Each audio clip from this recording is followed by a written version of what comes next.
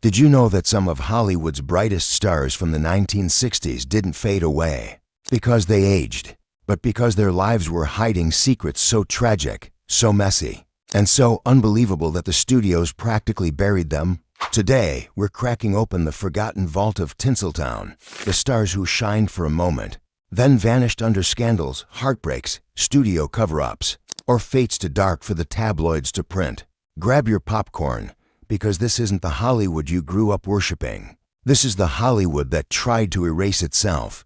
#10 Inger Stevens. The star who smiled through a storm. Inger Stevens was the kind of actress Hollywood adored, blonde, graceful, and effortlessly charming. Known for The Farmer's Daughter and Hang 'Em High, she appeared to be the embodiment of the perfect 1960s leading lady, polished, elegant, and serene. But behind that glowing smile was a life collapsing under emotional pressure, hidden relationships, and a studio system that wanted nothing but perfection. The most shocking secret: Inger had secretly married African-American actor Ike Jones in 1961, a relationship so taboo for Hollywood at the time that the studio forced her to keep it hidden. Friends later said keeping that marriage a secret tore her apart emotionally. Stevens also battled severe loneliness, depression, and a ruthless pressure to maintain her perfect image. Her co-stars noted she would often go quiet on set, disappearing into her thoughts. One director later said, "She carried sadness like perfume." Despite multiple hit films and a blossoming career, her mental health spiraled. She attempted suicide multiple times before tragically succeeding in 1970 at just 35 years old. Hollywood barely spoke of her afterward. Her interracial marriage wasn't revealed until after her death, as if even in the end, Tinseltown tried to hide the truth. Inger Stevens remains the star who smiled for the cameras while drowning off-screen, a heartbreaking casualty of the studio system's obsession with image over humanity. #9 Sal Mineo. The rebel without a Hollywood soul. Mineo was supposed to be the next James Dean. After his iconic role in Rebel Without a Cause, critics called him the most promising young actor of his generation. But by the 1960s, Hollywood had quietly pushed him aside. Why? Because Mineo defied the roles they wanted for him: cute, innocent, obedient, and instead embraced edgy theater, controversial plays, and characters that made studios nervous. Mineo was also openly bisexual among close friends. In the 1960s, this was career suicide. Studios wanted no part of it, and casting directors slowly stopped calling. He went from Oscar-nominated teen idol to struggling stage actor almost overnight. His tragic end was even worse. In 1976, he was stabbed to death in an alley outside his Los Angeles apartment, during what police insisted was a random robbery. Though friends always believed there was more to the story, Mineo represents the kind of Hollywood tragedy that comes from daring to break the mold, punished, not for lack of talent, but for having too much honesty. #8 Dorothy Dandridge. The miracle Hollywood wasn't ready for. Dorothy Dandridge was the kind of actress Hollywood pretended it wanted. Beautiful, talented, magnetic, a woman who could walk on screen and make the entire room go silent. When she starred in Carmen Jones in 1954, the industry suddenly had to reckon with something uncomfortable: a black woman who wasn't just good, she was Oscar-nominated good. But by the early 1960s, instead of rising, Dorothy was being quietly boxed in by a system that had no idea what to do with an African-American leading lady. Behind the scenes, she faced constant humiliation.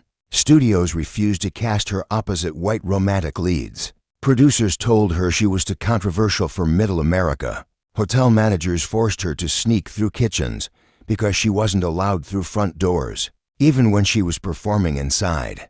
Hollywood loved her beauty, celebrated her breakthrough, and then immediately blocked her from rising any higher. It was like giving someone wings and telling them not to fly. On top of that, Dorothy's personal life was unraveling. A fraudulent business manager drained her savings, leaving her nearly broke. Medical bills for her disabled daughter crushed her financially. She entered a cycle of depression, pills, alcohol, and deep emotional isolation. Friends said she would perform with elegance and confidence, then go home and collapse in tears. One critic later wrote, Dandridge had the soul of a legend trapped in an industry built to confine her. Her final years were filled with desperation. Hollywood roles dried up, money disappeared, and in 1965, she died under mysterious circumstances at just 42, officially from an overdose. Though lingering theories suggest heart failure, stress-induced collapse, or even a mishandled prescription, her manager found her body next to a fractured ankle, hinting she'd been struggling even in her final moments. Hollywood mourned politely, briefly, and then quietly let her fade from history. A tragic reminder of how the industry elevates talent only when it's convenient. Dorothy Dandridge should have been a legend. Instead, she became a cautionary tale about what happens when a system fears the very greatness it creates. Number 7. George Reeves, Superman trapped in a role he couldn't escape long. Before capes became billion-dollar franchises, George Reeves was Superman. Kids idolized him, parents trusted him, sponsors loved him, and Hollywood couldn't have cared less. Reeves always dreamed of being a serious actor, graduating from the same golden era that produced Bogart and Gable. But once he put on that cape for the adventures of Superman, he was done, typecast, trapped, permanently fused to the red boots. By the early 1960s, Reeves was a man bitterly aware that he'd been turned into a mascot. Casting directors refused to give him dramatic roles. Producers joked that audiences wouldn't buy Superman doing anything but flying. Reeves tried everything: theater, film, directing, but the industry only saw him as a Saturday morning cartoon brought to life. Behind the scenes, his personal life was tangled in a scandal Hollywood would have loved to bury. Reeves was romantically linked to Toni Mannix, the wife of Eddie Mannix, one of MGM's most feared studio fixers, a man rumored to solve problems in ways that would make the mob jealous. When Reeves tried to break off the relationship, friends said he feared retaliation. He reportedly told one confidant, "You don't walk away from people like them." Then came the night that defined the legend.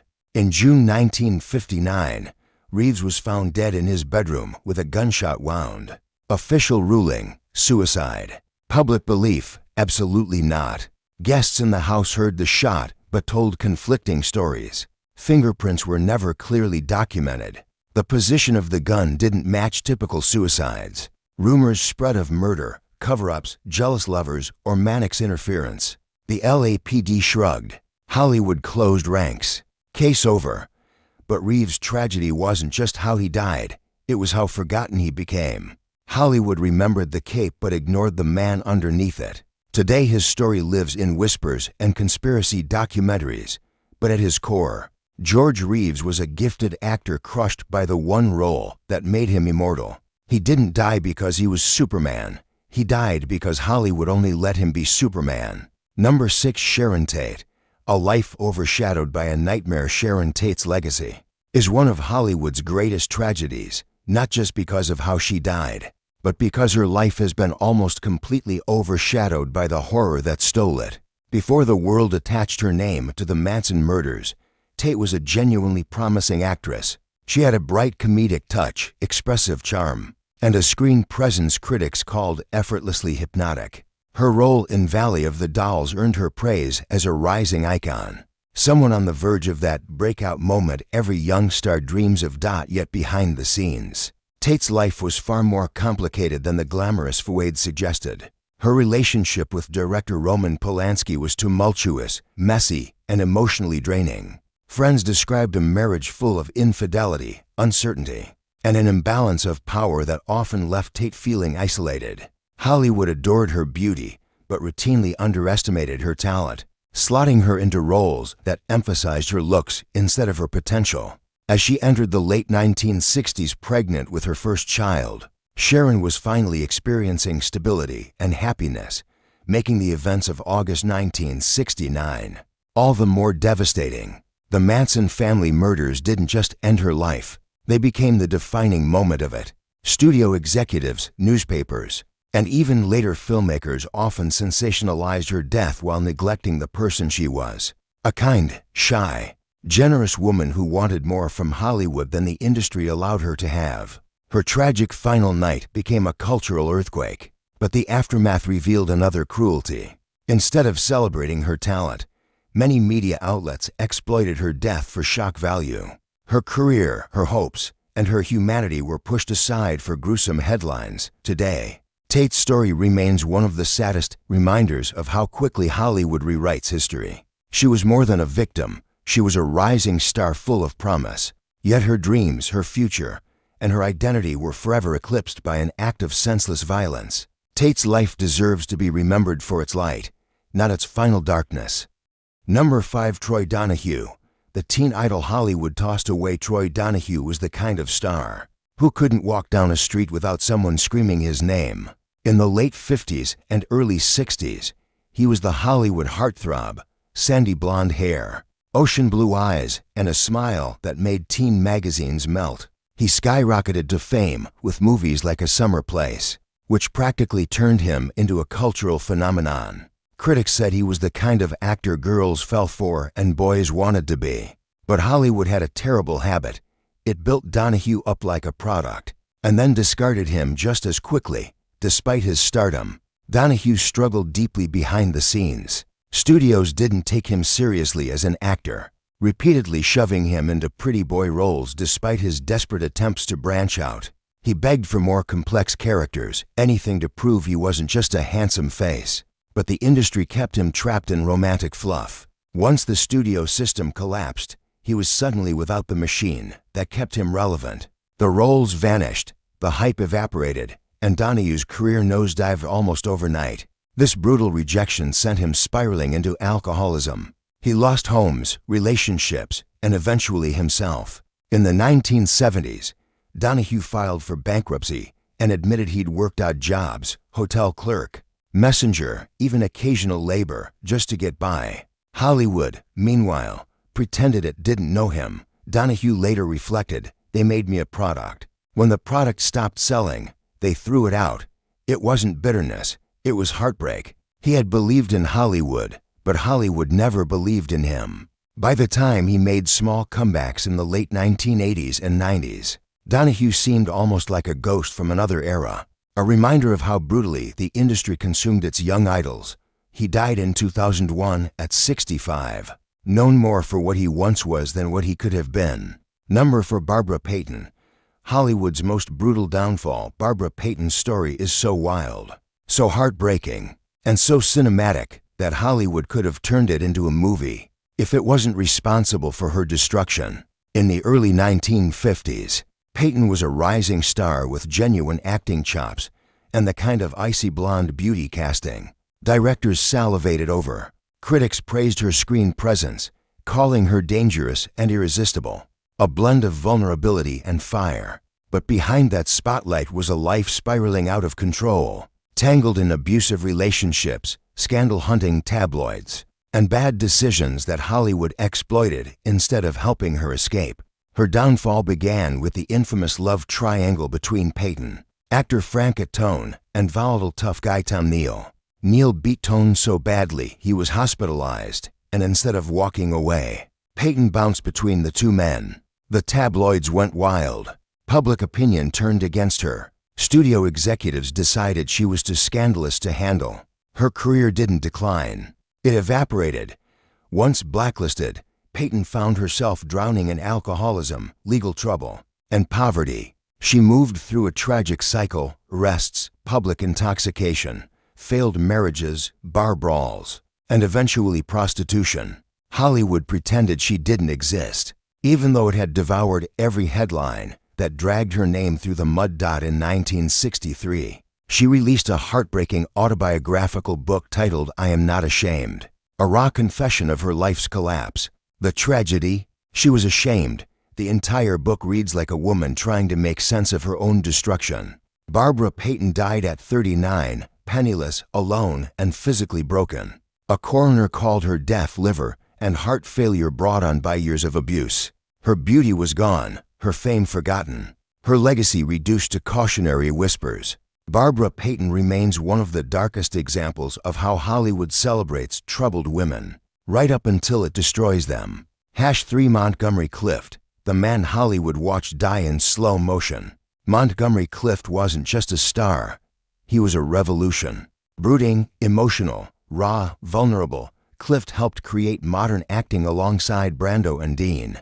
He delivered unforgettable performances in A Place in the Sun, From Here to Eternity, and Judgment at Nuremberg. Critics adored him. Directors worshipped him. But by the 1960s, Clift was falling apart in front of everyone's eyes.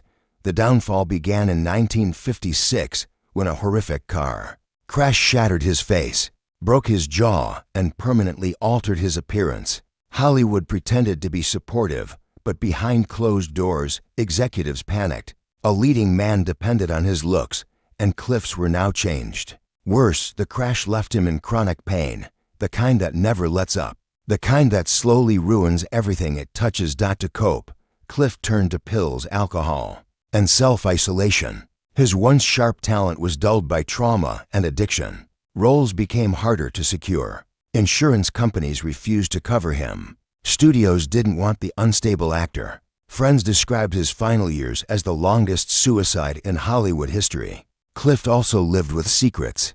He was a gay man in a time when Hollywood weaponized that information. Studios forced him into fake romances and public appearances designed to hide the truth. Living in constant fear, constant pain, and constant scrutiny, Clift's mind and body deteriorated. His final major role, The Misfits, showed a man who was physically alive but emotionally ruined. Co-star Marilyn Monroe later said, "He was the only person I know who is in worse shape than me." In 1966, Clift died alone at 45. The coroner listed heart failure. Friends said the same thing. Monty died of sadness.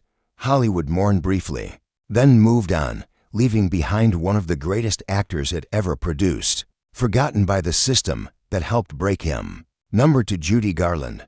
The girl they turned into a product. Judy Garland's voice was a miracle, warm, trembling, emotional, a sound that felt like a hug and a heartbreak at the same time. But Hollywood didn't treat her like a miracle. It treated her like a machine. From age 13, MGM put her on a brutal schedule: pills to wake up, pills to sleep, pills to keep her thin, and a constant stream of emotional manipulation from studio executives who told her she wasn't pretty enough to be a leading lady. By the 1960s, Garland was a legend, but she was also exhausted. Financial ruin, failed marriages, custody battles, and addiction haunted her. Hollywood, the industry she made millions for, abandoned her when she needed help the most. When she tried to revive her career through concerts and television, people came not to celebrate her, but to watch the spectacle of a star barely holding on. Critics at the time wrote cruel reviews calling her unstable,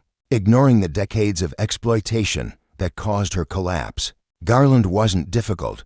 She was damaged by a system built to break performers like her. Her final years were heartbreaking. She performed in nightclubs for cheap pay, sometimes unable to stand through entire sets. Fans said she seemed fragile, almost translucent, yet still capable of delivering moments of brilliance. She was a phoenix burning while she flew. In 1969, Judy died in a London bathroom at 47. Official cause: accidental overdose.